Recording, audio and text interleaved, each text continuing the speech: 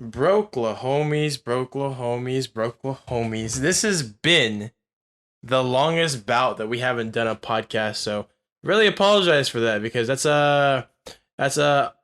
unacceptable on our part. However, seeing as we have a lot of news to give you guys about things that are going on in our lives, I think you'll probably end up forgiving us. But I'm here with Danny today. We haven't done like a Danny Tyler podcast in a long time. What's up, Danny? How you doing? It's been a minute, man. It's been a minute.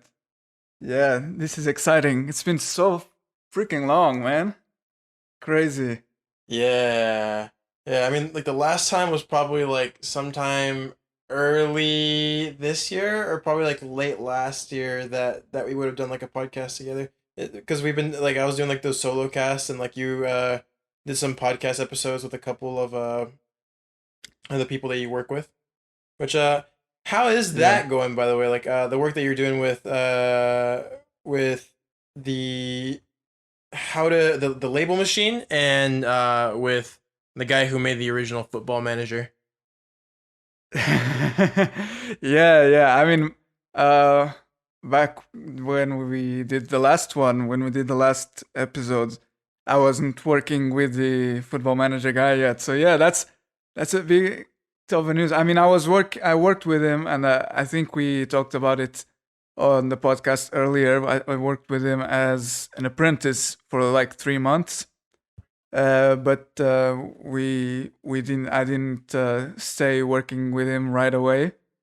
But now in April, I started working with him once again. But this time as as a freelance contractor. Um, so yeah, it's exciting, man. It's yeah. As you can imagine, man. Like working with someone like him, yeah, it's fantastic, man. He's really cool. He's got a lot of experience. He's got a really cool fan base, a really cool project going on. So and to be a part of that, it's just mind-boggling. You know what I mean? It's yeah, Yeah, yeah, absolutely. And like you finagled your way into that basically by giving away your services for free. And then at the end of it, like you thought like, you weren't gonna get any sort of work with him later on. And you're like, okay, well fuck it. This is like like I came here to get experience and I guess like if I got like a paid gig afterwards and that's one thing, that's cool. But if not, that's also fine too, man. So you probably didn't expect too much, but this is like a pleasant surprise that came back to you, huh? Basically. very pleasant. No, I think I told you from the beginning, well, like back in summer last year when I started doing these apprenticeships. I got extremely lucky with the kind of people that I came to work with, came to do the Just the apprenticeships with. caliber of people, What? just the caliber of the people that you worked with, like the bosses that you had. Yeah, man. I mean, Kevin's like the OG. I mean, yeah. I think I told about this before. I think I'm working with someone that we we mentioned in our classes, in our video game classes back in OC. Uh, our we I remember in the presentations, man, we mentioned him along with and Football Manager as one of the defining games of the 80s for its time, for the consoles of its time. So it's it's it's just weird. It's like the circle, it kind of comes all the way, like full circle. That's what I mean.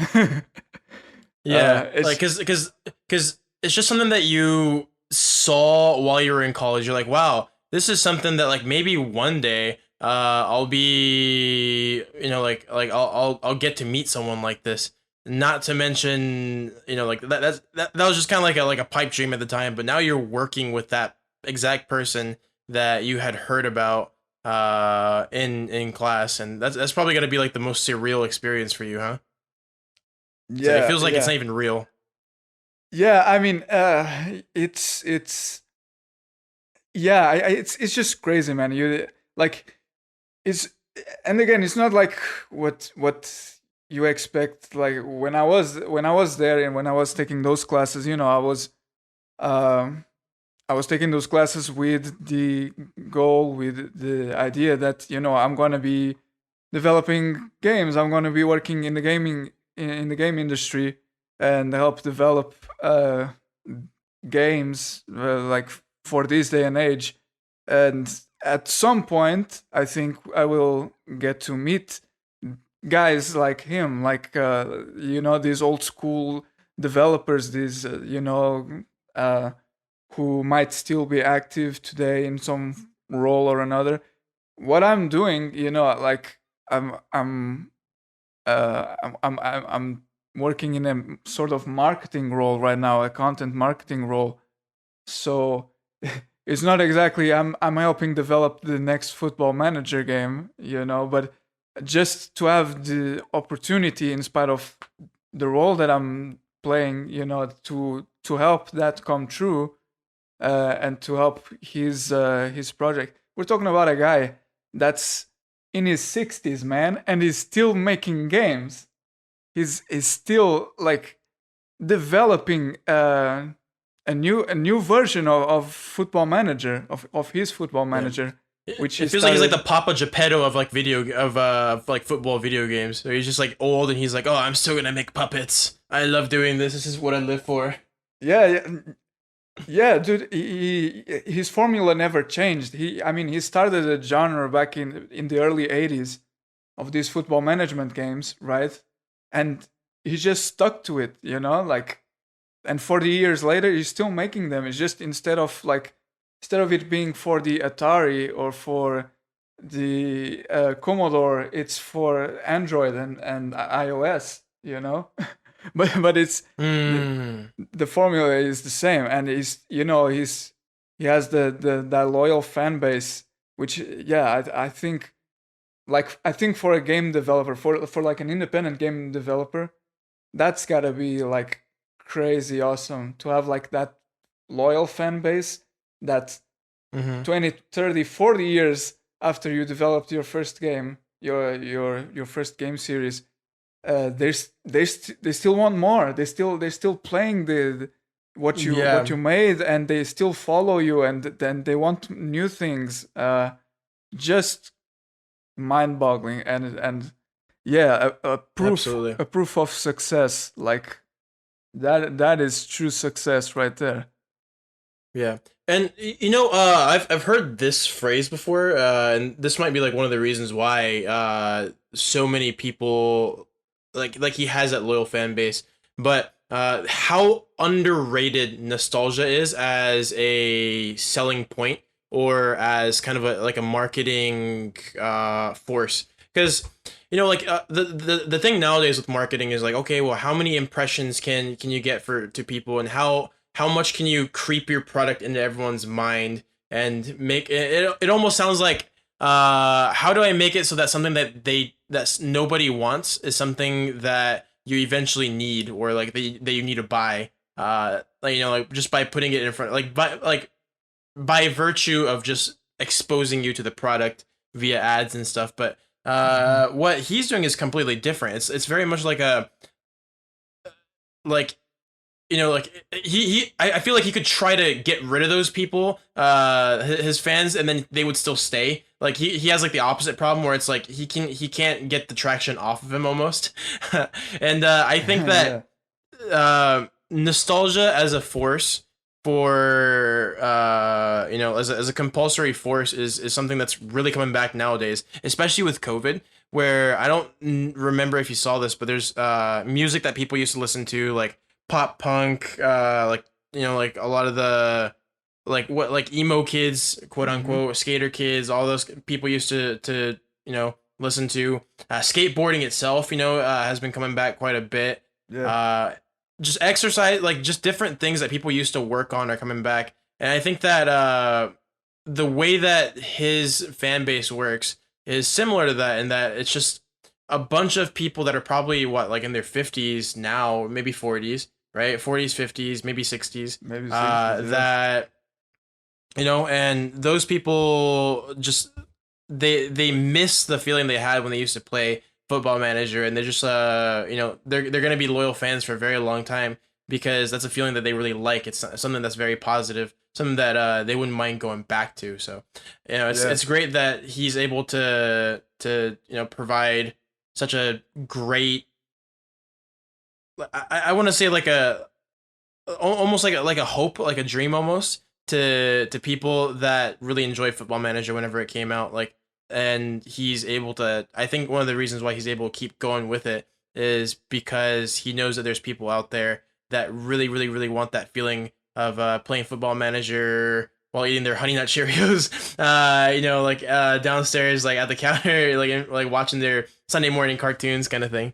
Yeah, yeah. Like. I totally imagine like people. I mean, I'm sure some of these guys they go on the pubs, because this is a mostly British folks, but they go on the Mhm. pubs and I bet like if they play Football Manager, they're gonna discuss it, and I think now that you mention nostalgia, the idea of nostalgia as a selling point and how it's underrated, like that's one of the things that I think we're trying to capture now, making merchandise, making branded merchandise, because that's what I'm working on right now with him, is setting up a Shopify store where he's gonna sell branded merchandise, through drop shipping, basically.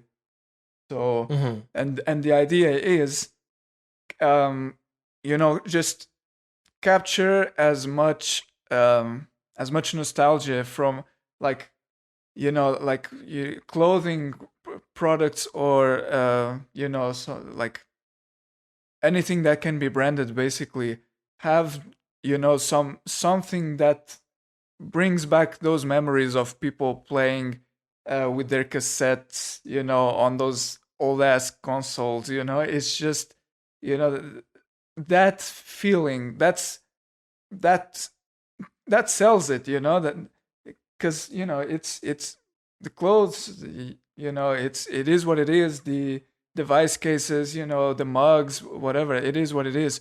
But having those mementos, you know uh that Mhm. kind of memorabilia, that gives it meaning, to have that connection, draw that connection to the past, um to those past memories that these people have.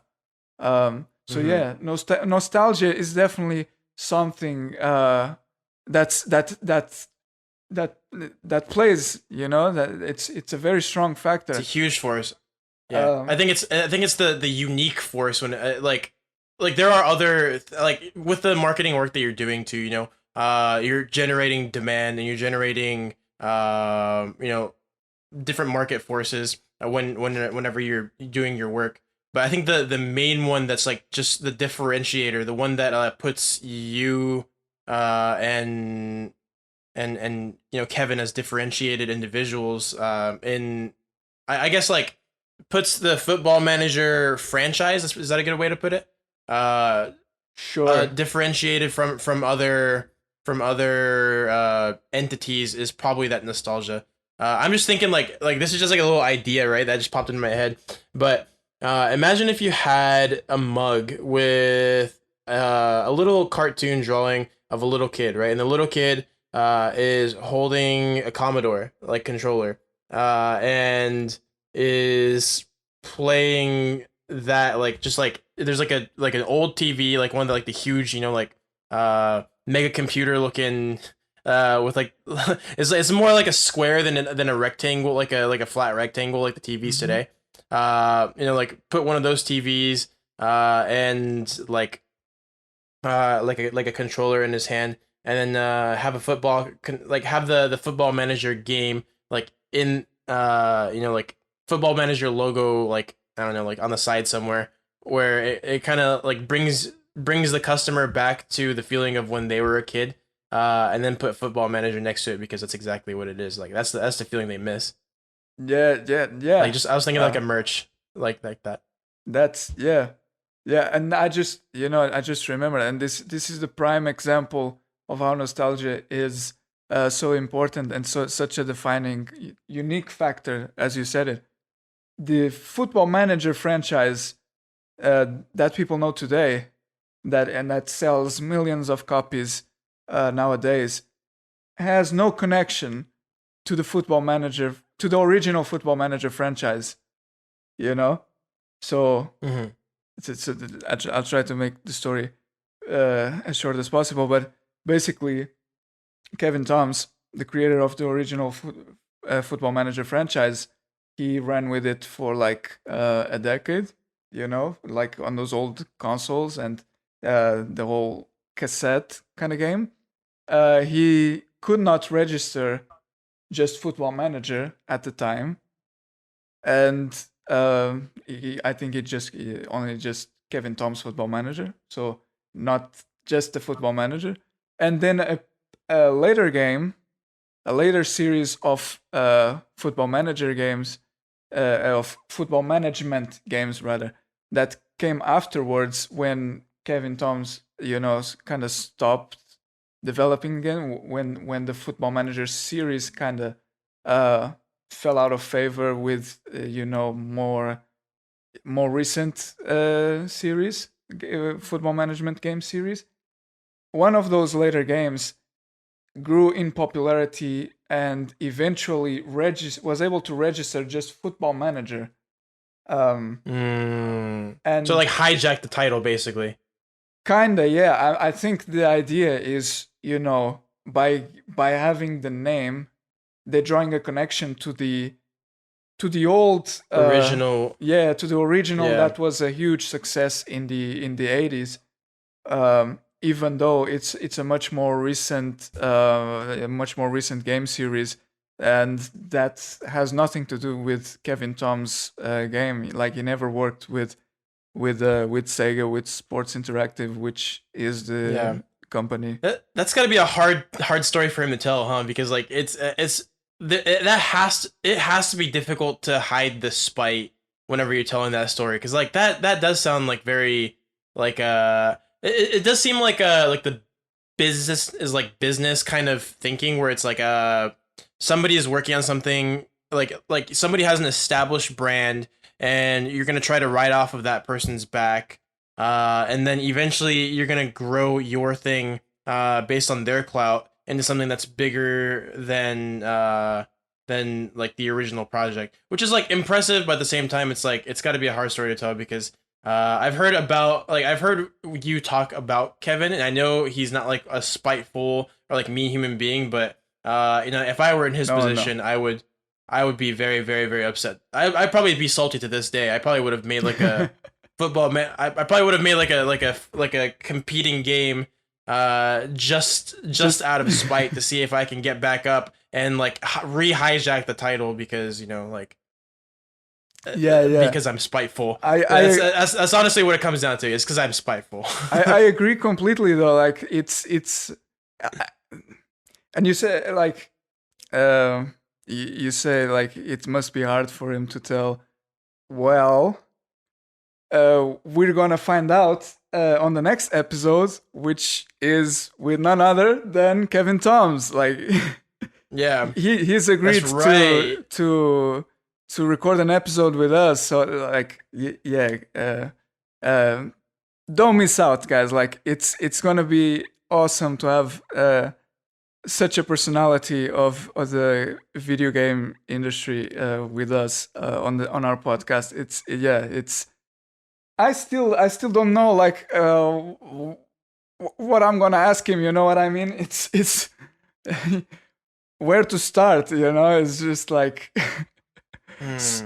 so many questions for him. Like he's without a doubt like one of the most interesting people, right?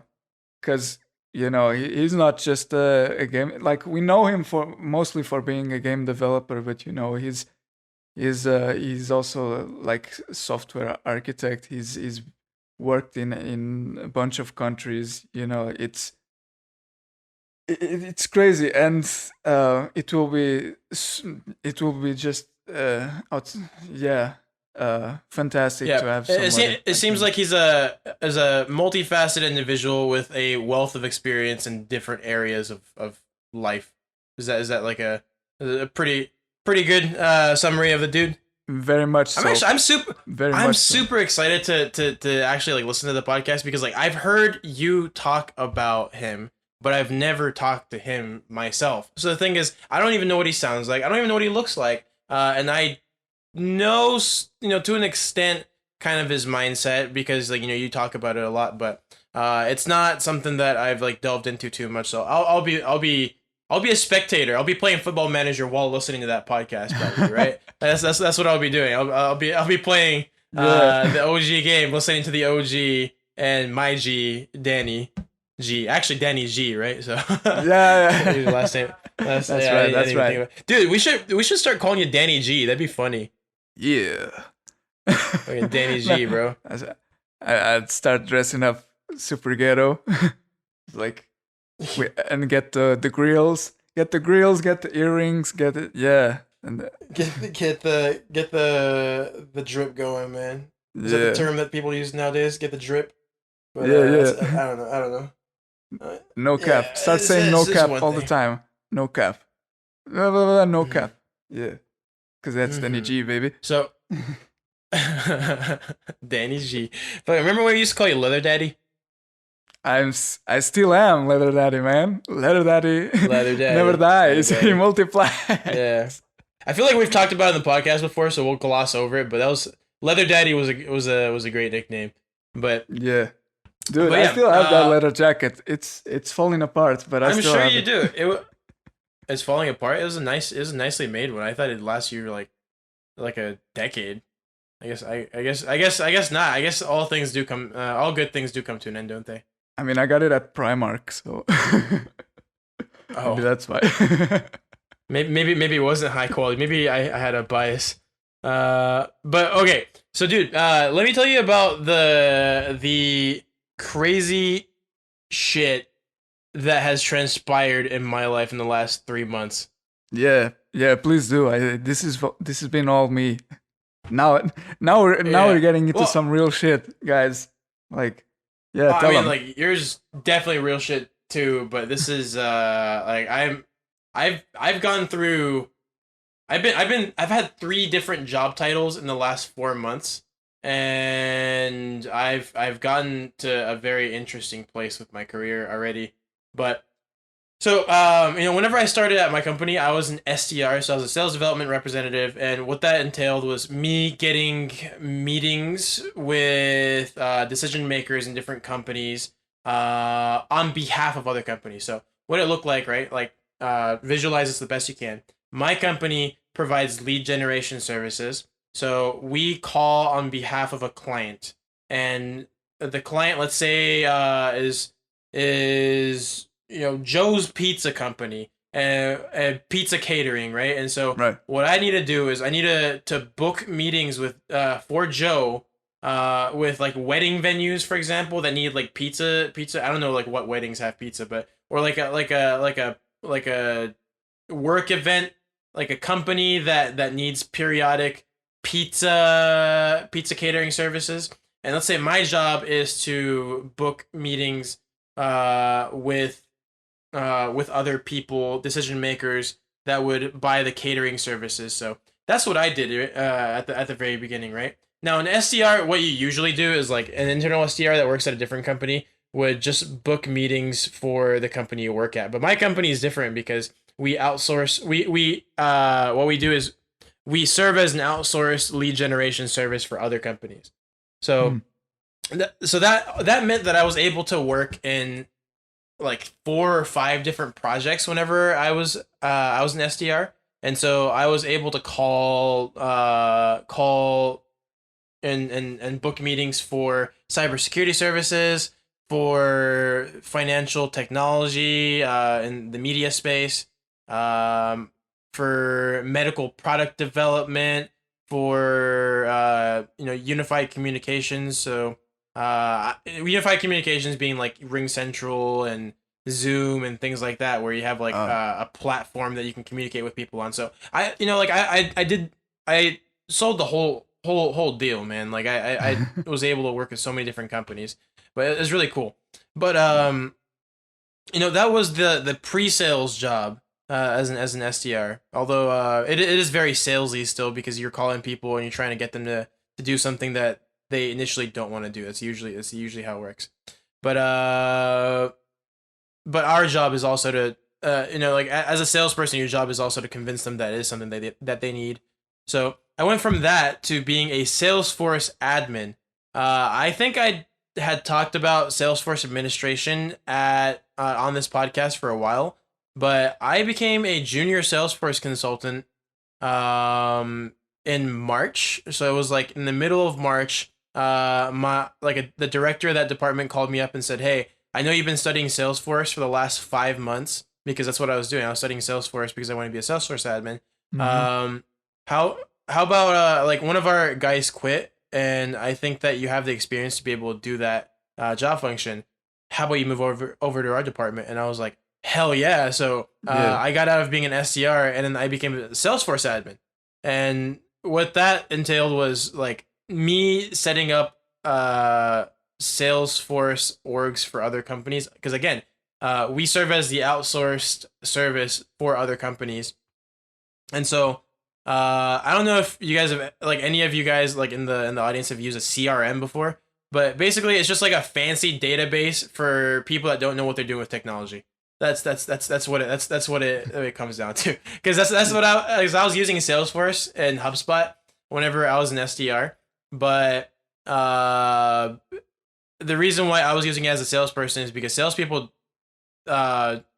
just generally don't have technical knowledge of any sort, me included at the time. And so my job, like whenever I started, like at the time being like whenever I started, so I got the job of being a Salesforce admin. And what I did was I set up those fancy databases basically for people, and different sales processes, customer service processes, marketing processes, things like that. Different integrations with, I don't know, like email services and things like that. So it was a very technical job, very different from the SDR job that I had. And I liked it. But the reason why I got into that job was so that I can get to it, like the position of like the person that sells that product internally for the company. So like I wanted to be the person that sold the outsourced services. Meta as fuck, right? That's still what I want to do. So I talked to the guy that has that job, that like does the selling of the CRM services that I would provide. And for lack of better words, the best way to put it is that I wanted to get to a position that was like 2 or 3 levels above me. I talked to the guy, and the guy said, "You're gonna have to become a salesperson in order to do what I'm doing." And so I said, like, wait, so I can't just be a Salesforce admin and eventually get to a point where I can sell the Salesforce admin services? And he said, "No, you're gonna have to go through sales."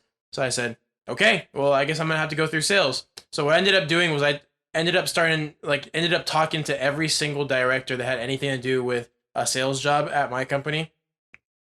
And I basically like just finagled my way into like I don't know, like I just booked meetings with people that I needed to talk to about the job because I really wanted the job. And my company is really cool in the regard that like you can reach anybody that you need to talk to. Any like you can book a meeting with them and can talk to them. At one point I was talking to the COO of the company. He's the one that offered me the job. Thank you, I appreciate it. But yeah, it was a long process where I went from doing 7 months of SDR work, doing 3 months of Salesforce admin work, and then now I've ended up at a place where I am an account executive. And what that means is that I'm a full cycle salesperson. I'm commissioned. I am way more valuable as a salesperson than when I was an SDR, because now I'll be closing deals. I am the money machine. I know your buddy is the label machine. I am the money machine now. I make money. You're the earner. For other companies. I mean, like, I don't make, like, like, it's not like I'm making, like fuck you money or anything like that. But I am going to make fuck you money for whoever I'm calling on behalf of. So Any company that has me is gonna make fuck you money because of me. And I'll be making like mini fuck you money, hopefully. No, that's yeah, You know that's what I the mean? attitude, man. That's the truth, right there. Yeah, making dope. Making lots of dough. So yeah, that was more or less what transpired in the last 10 months. Yeah, You guys probably listened to it and it was like, what the hell are you even talking I about? What is Salesforce administration? What is SDR? To be honest, because it's I was talking really fast and I get really excited about as this. you should, man. But what y'all need to know basically is that I got to a place that usually takes like a year and a half, 2 years to get to in about 10 months, and I had to really consolidate the time frame um for like I had to work really hard in order to consolidate that time frame, and that's why I don't want to make like too many excuses, but that's actually one of the reasons why I hadn't been doing too many podcasts is because I've been ridiculously fucking busy doing my work, and I mean it's paid off for me. It's been good for me. It really has. I Yeah, got a new job with new coworkers. My boss always talks about stocks. Like he talks about AMC. He was like, "Oh, today's launch day," because like we're going to the fucking moon. Like I have conversations with people about stuff like that yeah, now. It's really funny. Like the team that I'm on is awesome. And yeah, it was worth the effort, and I'm just excited for where it goes from here, man. yeah. I mean, what you just said, man, it's mind-boggling. You know that you you were able to move so fast within your company. Um, like what was it? 1 year? It's 1 year and a half, and you did it in like 10 months. Was it? Yeah. Yeah, I mean, like usually it probably takes like a year and a half. If I mean, like assuming that you're someone that does get the promotion, right? Because there's people that have been SDRs for like 3 years, 4 years, and they don't go anywhere else. Sometimes I think a lot of the time willingly, like people like to be an SDR, Yeah. but I did it in 10 months, yeah, which is like I don't think there's anybody else on the team that's done it. Don't want to be like I don't want to be like cocky about it or anything, but it should speak to It the volume of effort that I put in yeah, because it says a lot, man. It definitely says a lot. Uh, and yeah, I think you should be more than proud, man. That's yeah, it's fantastic, and like you said, it's obviously taken you a lot of hard work. Uh, and I'm not trying to deny that or anything. How much do you think that is also like a sense of opportunity, being open to change? Does that make sense? Because you were saying like these guys, yeah. uh, they've been in the same position for years, and they're probably even willing they stay there because they want to. They don't want to move up. So um, uh, so this is what I'm Yeah, trying to I, ask you is. I think I think I do get the question where it's like, what do you think? Like outside of just the hard work, what do you think was something that allowed me to get past people that've been doing it for longer and might even be better than me at that job, right? I wouldn't say the better part. The might be better part. I think if they were better, they would be there. Period. But yeah. That's kind of what I'm asking. Like how much goes The beyond idea. hard Yeah. work? Do you think? Uh, Yeah. That one, and I'm gonna be super transparent whenever I say this, right? I was a good SDR. I might have even been a great SDR, but I was not the best SDR. Like there were people on the team that were like in my department whenever I was an SDR that were way better than me. I don't want to say way better because like I really did like some months I actually did reach like number one in the department. yeah. Like based on like lead numbers, just stats, right? Like statistically, I was the best in the department. So I had like 1 or 2 months like that out of 7, which is like really good. Like that's a really good place to be.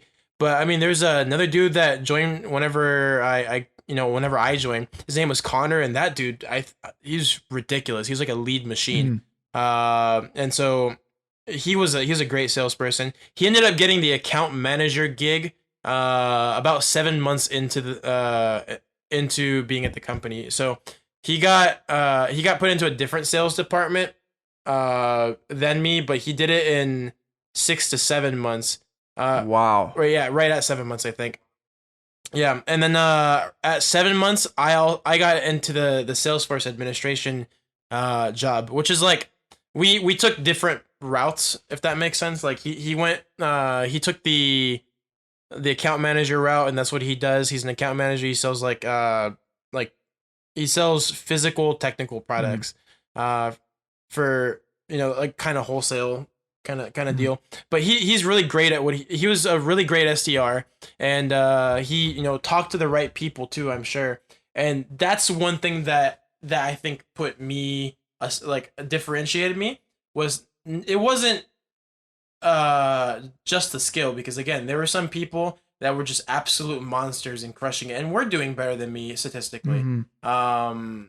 But the thing is, being the best SDR does not necessarily translate to being the best account executive, which is what I am. And it definitely doesn't directly translate to being the best Salesforce admin, Right. and it also doesn't translate to being the most active in pursuing a promotion at your company, because uh one term that me and Andoni use a lot is the squeaky wheel gets the grease, or empty mouth don't get fed. Like it's that kind of mindset where it's like you got to speak up if you want something. And so the thing is, I think a lot of people at my company, they're salespeople when they're at work, but then outside of work they kind of forget they're salespeople, or like they forget that pursuing things that they want isn't something that only exists within the frame of their work, Mhm. like their work that they're told to do. You gotta apply that to different areas of your life as well. And the one area that I applied it to, and it seemed like Connor applied it to as well, was being persistent and asking to get to the next step. And you know, that's what it was. Is talking to the directors, going to the promotion training classes, and listening to what all the directors and people that have been at the company for much longer than I have had to say. It was that it was like it was rubbing shoulders while learning, while being relentless with how badly you want to get to the next place. And it's that desire and willingness to say, I want this. I think that's what distinguished me from other people, and it wasn't just the skill. The skill, I might have been distinguished from 75% of the people there, but I wasn't distinguished from the other 25. There were some people that were way, way, way distinguished from me in how good they were at being an SDR. It's just the way that I approached it, I think, was the best in order to get promoted, not necessarily the best at um, being the best SDR, if that makes sense. No, no, no. That makes absolute sense. Especially since you mentioned something now, which I think was very important. Which is to when you went and reached out to all these people uh, about how do I move up? How do I get to the next step? How do I go from where I am to where I really want to be? And that's besides giving you the knowledge that you needed, I think that also put the people on notice. Like when you went to these directors and you asked about how can I go from here, uh, they got the idea. Oh man, this guy wants more. This guy's hungry. You know, this guy's hungry for bigger challenges. You know, uh, maybe that too like made them uh, kind of more vigilant, of Yeah. about you, about, yeah, this guy, we should take into consideration this guy. He's come to us, like, he definitely wants greener pastures within the company, that is. But yeah, Yeah. th- Absolutely, absolutely. And the thing is, additional responsibility is not something that's offered to you unless you ask for it. Generally speaking, just it's that's what it is. It's like people are like I see this all the time at any company, at all kinds of places, and it's like I understand why people think this way, but it drives me bonkers. Right? Is this idea that like, oh, if I just perform really well at my job, then eventually I'll get to where I want to get to. And it's like, no, it doesn't work that way. You have to be very, very, very intentional with your pursuit. It's like you have to do good, and you have to ask for and think about your own trajectory. Because, oh, another thing I didn't mention this is that I mentioned it briefly, where I said that I wanted the success manager position, which is the position above where I am right now. right. And so my plan since the second month that I was at the company was to aim for that specific role, and I've been laser focused on it. And so it's that focus and just saying like, hey, this is the position that I want to get to. And the thing is, like, the reason why I chose it isn't because like it's like my dream job or anything like that. It's a great job, it really is. But the reason why is because this is something that seems achievable within a pretty reasonable time frame. Um, originally I was thinking like, oh, 5 years I could do it. Now I'm thinking maybe within 2 years I could do it. I think within 2 years I should be able to do it. But that's my guess, right? I could be wrong. It could take like 3-4 years. Um, but it's it's a position that that I wanted, and this place that I'm at right now is like part of the trajectory within the company that that I'm working at. So it's really attractive to employers when they see that you have a plan, first of all, and then second of all that the plan is for you to stay at the company in the meantime. Because the thing is, like, once they give me the account executive title, my stock has risen plenty. Like, in just this, like, if I work as an account executive for like 5 or 6 months, I could absolutely move to a different tech company and work as an account executive. It's very tempting, obviously, but you know, it is a very tempting thing to do. But I also like my company, so I probably won't. I don't think I'll do that. Again, I won't rule out the possibility, but I don't think I'll do that. I like where I work.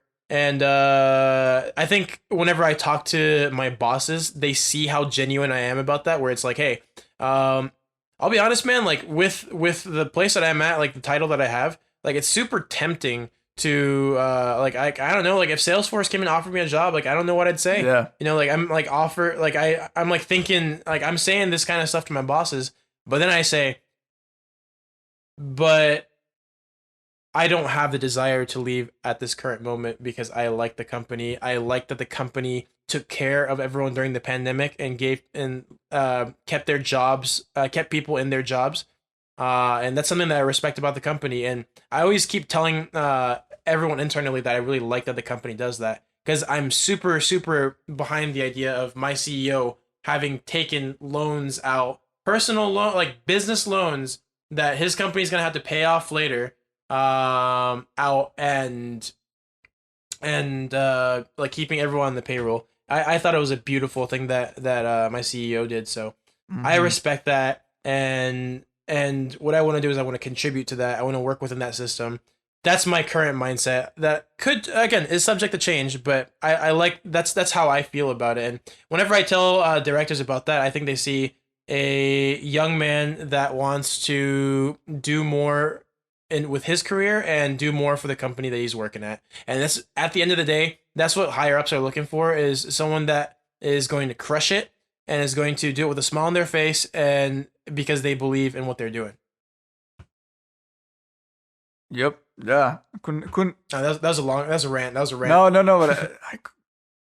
But I totally hear you, man. Like you're there, you feel comfortable there. You're in a place where you know that you're respected and that they don't discard you, and if shit hits the fan, basically, like you have job security there. You have the means to continue working, continue growing within the company, and be happy while you're in there.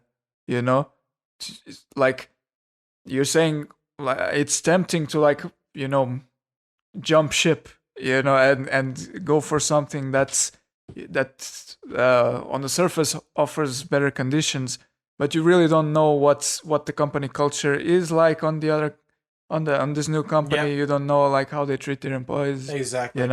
So I'm really happy for you, man, about that aspect of being there, of working there. Like that's something that's very important. That's very underrated um, in terms of uh, of working in a company. Uh, Yeah, nowadays especially nowadays, like the narrative that you always hear is you don't want to work at a company for more than 2 years, and you just want to, and like that's something that our parents' generation did, but people nowadays don't do. That's what you hear most of the yeah, time nowadays, right? yeah. Everybody says it like, yeah, you want to use the leverage. You just want to keep using the leverage until you get like so you can get a better salary, better dental, better 401k, better conditions, etc., etc. Um, Mm-hmm. very, Which are admittedly all important things, but yeah. right. I was hoping No, you no, would no, no, finish no. that statement. You Just ended said up being sorry. kind of going. You said so. You said all of those are important things. Yeah, I agree. Yeah, I agree. Yeah, they're they're all they're. important Mhm. things. I think personally, like I haven't experienced that much as you have. I know that you've moved laterally. Like um with Apple, Google, etc.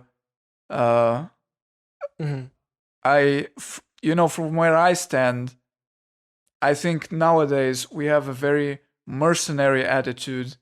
Uh, reg- Very much so. It's so transactional. but at the same time, it feels like we don't really have much of a choice, especially in the times that we're living right now, where everything is so Hmm. volatile, so unstable. Uh, it's really like it's a very what's the expression a hard between a hard rock and a sword. I don't know. I don't know the expression in English, but basically, yeah, you're pushed to a point where this is not just the necessity, but it's become the status quo. 2 years from now, move to something else. Move on. Uh, Yeah, like it's like a trip that like an absolute thing that tripped me out. Thing that absolutely tripped me out the other day was this Indian dude that I met at the pool. Super cool guy. And he was telling me about the work culture in India for programmers, mm, and ooh, yeah.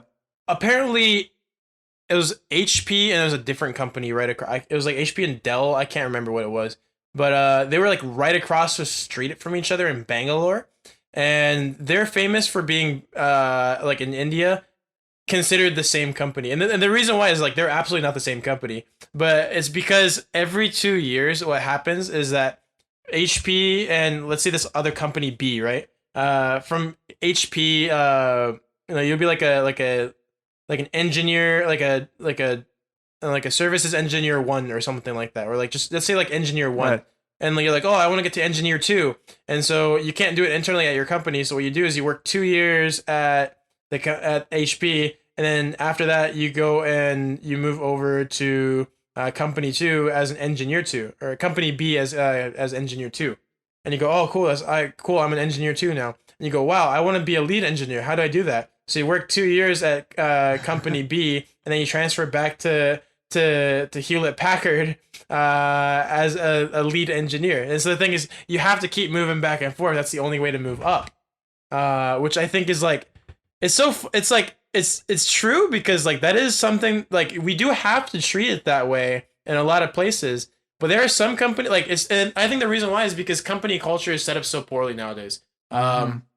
Where what you have is a job. It is purely transactional. The thing is, like, a job is transactional by nature, right? Like you perform your job and you get money as a result. So the thing is, it should be transactional, but it shouldn't just be transactional. There should be something that distinguishes you from other jobs. Like, Absolutely.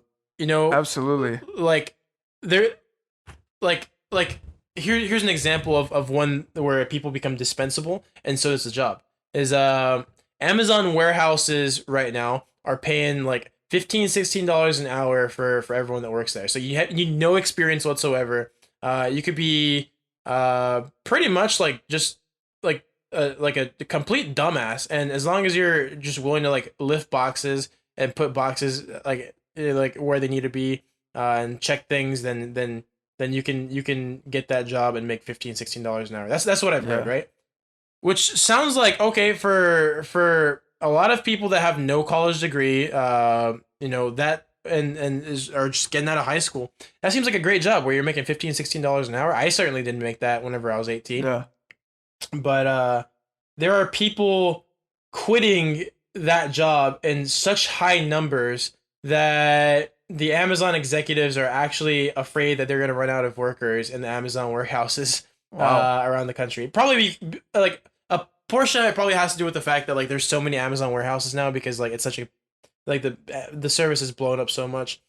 But I think another flip side to that is like the turnover is ridiculous. Like I had friends that used to work at those warehouses that quit, and the reason why they quit isn't because they got a new job or anything like that. They just hated the work. And the reason why they hated the work is because they didn't care about the company. The company didn't care about them. They didn't care about the company. Right. And so for them, like, there was no loyalty to their managers. There was no loyalty to Amazon. It was just, oh, you pay me $15-16 an hour. And as soon as it becomes inconvenient for you as a worker, you'll quit. Yeah.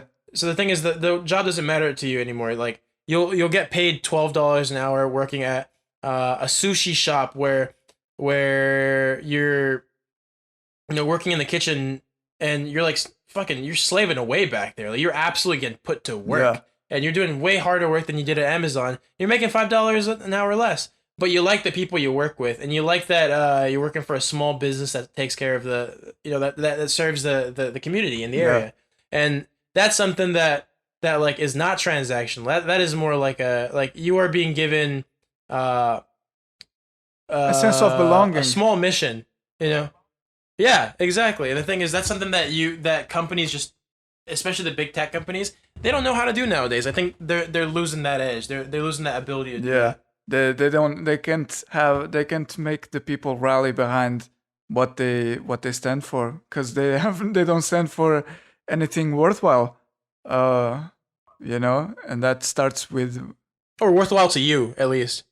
Like maybe you don't care about Amazon services. No, I mean from the employee standpoint. I mean, yeah.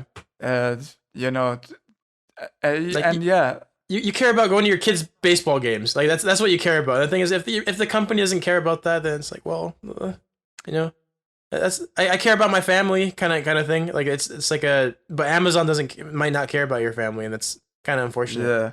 No, I recently heard an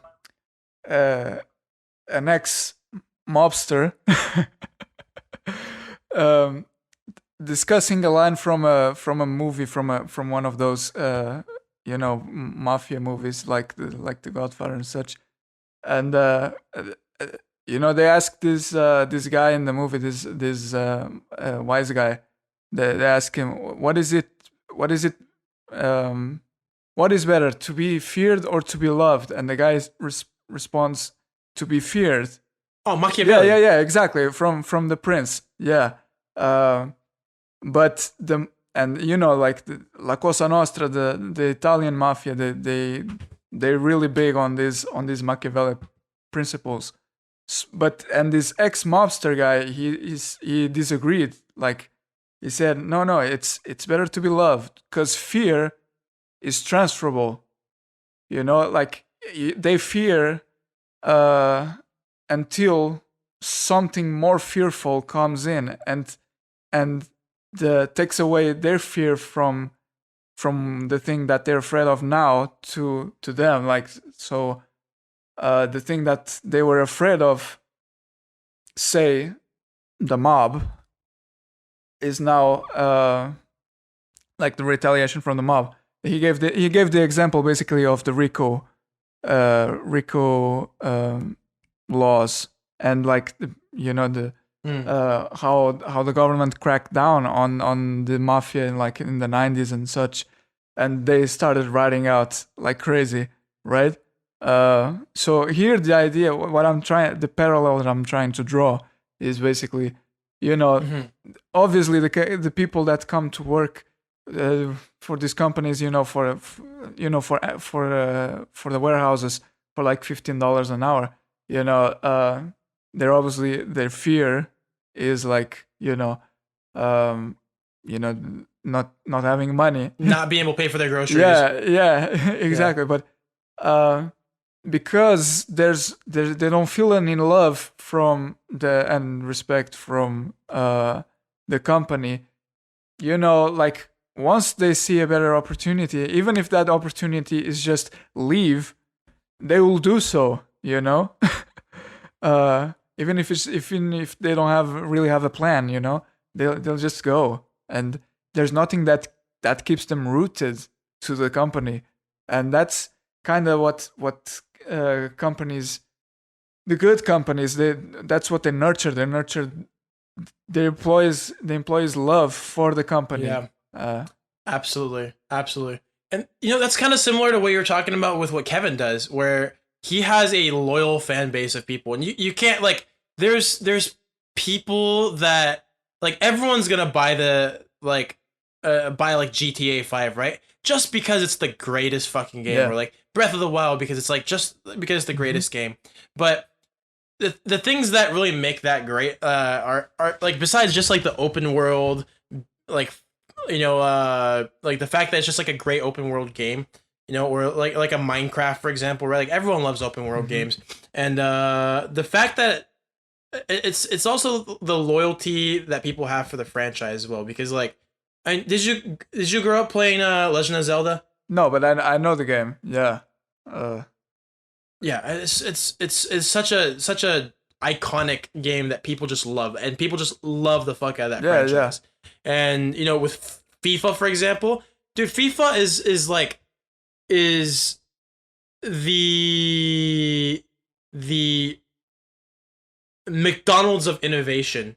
It's like it's or like it's like, I get what you're saying. It's like in the game industry, it's like they don't, like, McDonald's and FIFA both don't innovate to the same degree. Is what I'm saying. Is like, it's just McDonald's makes burgers at cheap rates, and FIFA makes games the same every year. It's the same thing. It's like, oh, now we have career mode. It's like, great. I guess like now we have like a little story on top of like the same game that we've been playing for the last like 15 years. Yeah, no, I get you, man. I totally hear you. Like, I have FIFA 21. Like, it's, I could probably go back to FIFA 16, and it's like the same graphics, same old shit, It's pretty much the same thing. Yeah, actually, I have FIFA 17. It's the same shit. Like, the graphics are exactly the same for yeah. It's just but it's the loyalty. Because the thing is, like, you go like FIFA 21, like, oh, I love, because the thing is, like, one, it's not just loyalty to FIFA, it's loyalty to the fucking sport, man. It's loyalty to soccer too. Because the thing is, people that play FIFA, most people, it's loyalty to the sport. Like, people that love FIFA love soccer, generally speaking, and they love football, and that's the reason why they play it. And the thing is, like, that's a crazy amount of loyalty that like EA probably doesn't deserve. Like, there's probably a company that could do football more justice, to be honest.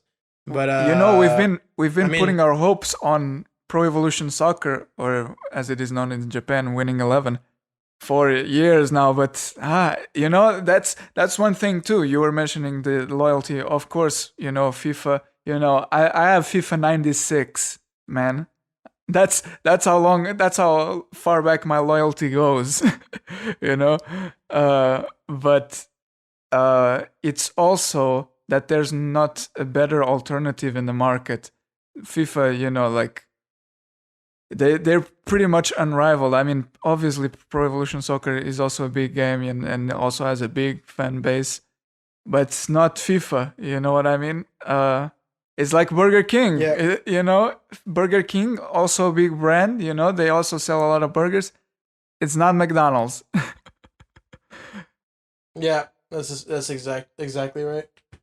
And honestly, I'd argue that Burger King has a better burger. I do argue that. I think that Burger King has a better burger than McDonald's. Yeah. But Yeah, no, I mean, McDonald's I understand has you, that and I agree big M, dude. to some extent. Like, a lot of people defend that Pro Evolution Soccer is the better version, I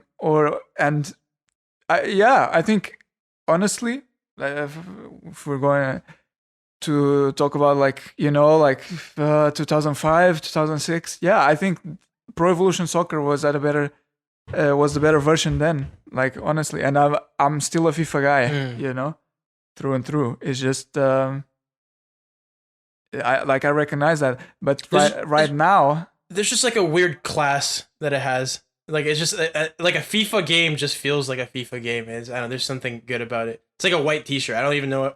Like, you wear a white t-shirt, you feel kind of cool for no fucking reason. I don't know. yeah. I mean, it's the established. I mean, I think that's kind of it too. Like, it's the reference. Like, when you think of a football game, you think FIFA. FIFA. When you think of burgers, you think 100%. You think of McDonald's. So, yeah, McDonald's. Yeah, it's yeah, but I agree with you. Like, it creates at the same time that that's counterintuitive to like the pursuit of excellence, whether it's in video games or burgers.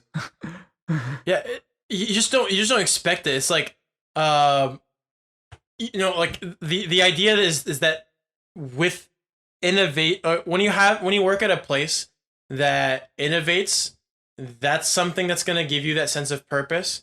And the thing is that can be like, if you are working at a place that is like a Tesla, for example, that is a place that I don't know like how they feel about their employees and how much they appreciate their employees back, but I do know that you have a mission while you're there. That's like a different pull, different force that keeps you at the company. With mine, it's the fact that like I get the impression that the CEO actually does care about his employees, and I think a big part of that is like the fact that he's a native Texan. This is a native Texas owned company. This is owned by a Texan, operated in Texas, and it's like, and people like people from Texas love Texas. Right. Like, Texas is a bigger than life idea. Is a nation unto itself. It is huge. Yeah. Right. And so that's the thing. Like FIFA has the loyalty of people who play soccer, right? Who play football. But with my company, like, my company to an extent has the loyalty of Texans, of people who love Texas. And I think that a big part of our culture does come from the fact that we're based in this great state. So it's being able to make forces, like, from a CEO's perspective, like, the reason why you would do that, being able to like generate those forces, is to be able to retain, because retention makes for good profits and good operation of a company. But we'll talk about that a different time. That's a whole different like CEO mindset. Mm-hmm. But for me as an employee, I really do like, and I really do respect the fact that my company, I feel like my company does care for me and really does want me to be the best version of myself, at least in a professional setting, possibly in a personal setting, but let's not be that optimistic. But at least professionally, I think they do want me to be the best that I can be, and I really respect that. I really like that quite a bit. Yeah.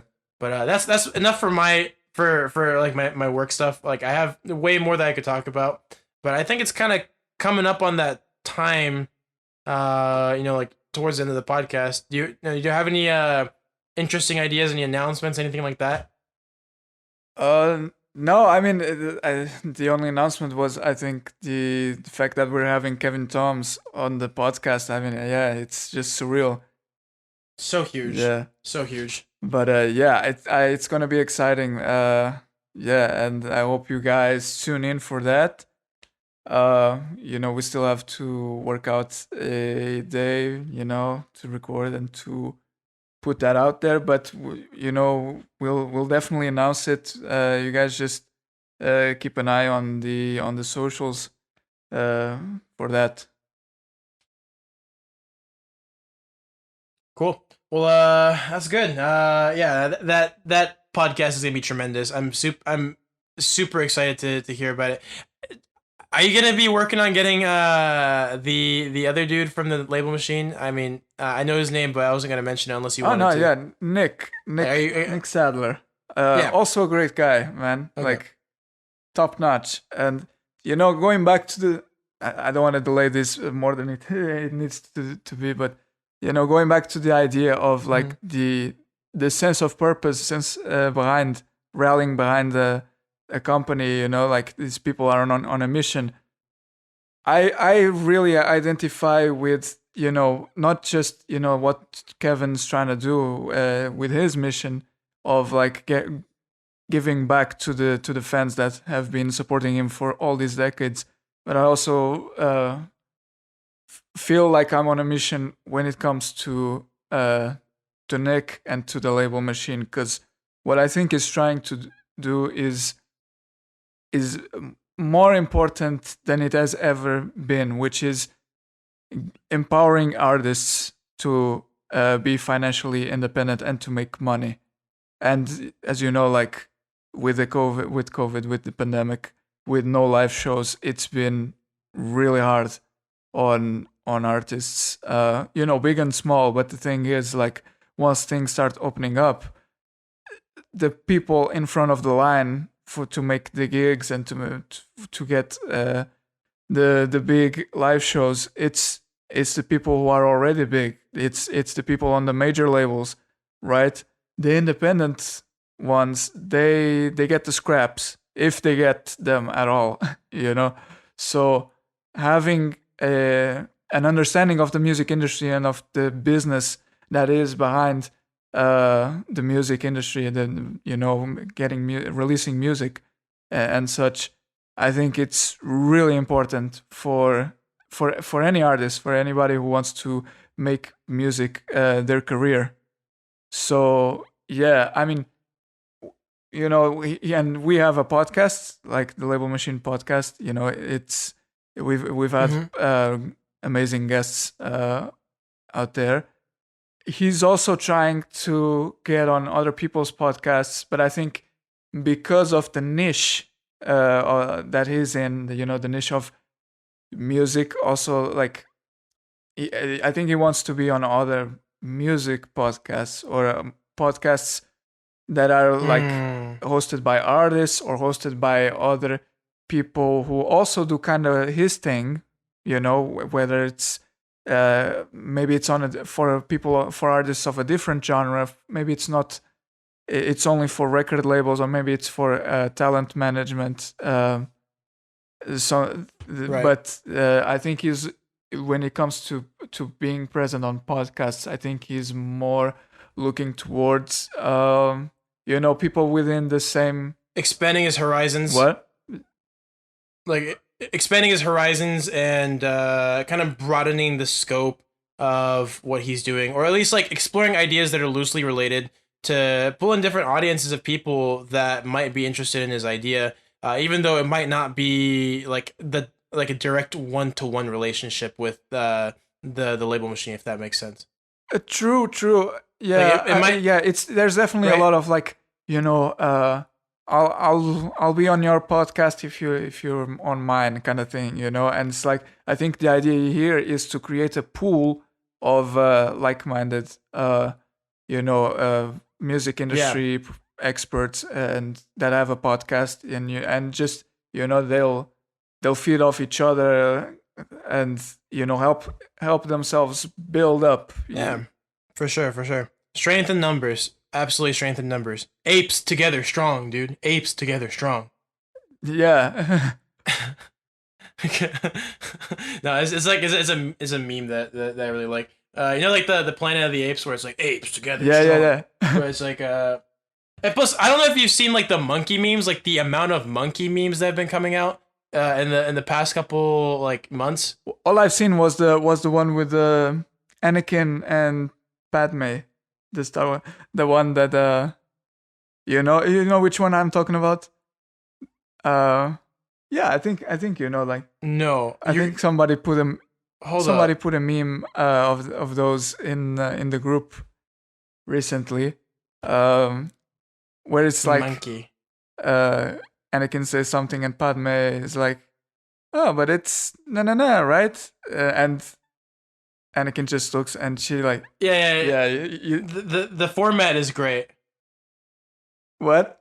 Yeah, I know the format. The format is great. You're talking about the one where it's like to save the children, right? And like the next one, it's like him with a lightsaber, like pulled and like ready to like kill someone, and then she's like to save the children, right?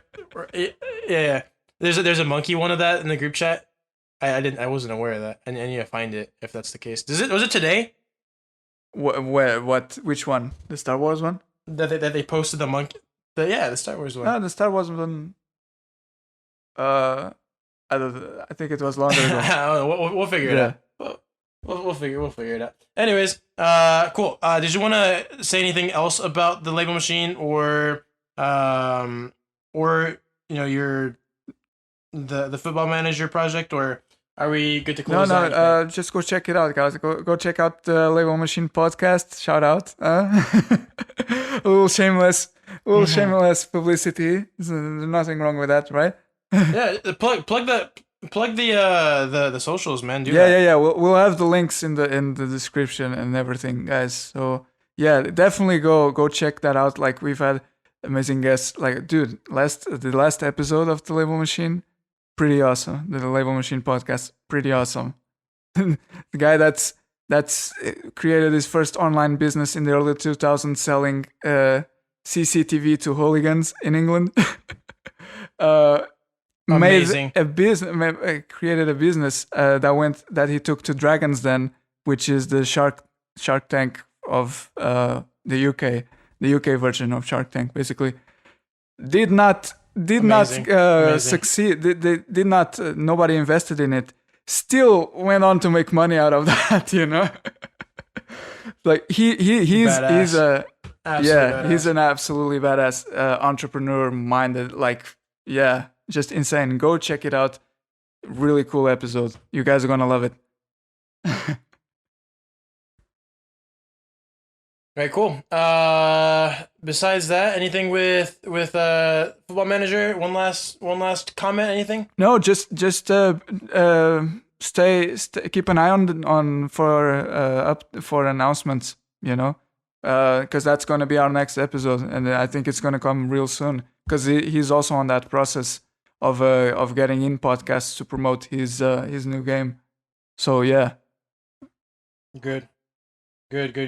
Well, if anybody has questions about what we're working on, or questions about Texas, Austin, work culture here, because we usually talk about business related things in one way or another. So if you have any questions, just go to our Instagram. It's at Broklahomies Podcast. So it's gonna be at BRROKLAHOMIES PODCAST, Broklahomies Podcast on Instagram. Send us a DM. We're super friendly. We're responsive. So we'll get back to you and we'll answer the question. And we can even make like a podcast episode out of it. Even opening to having some guests, depending on what you want to talk about, what the purpose of your interview is, and just kind of, I guess, depending on the individual and what they're doing. But yeah, just reach out to us on Instagram and we'll talk to you guys soon. Thank you.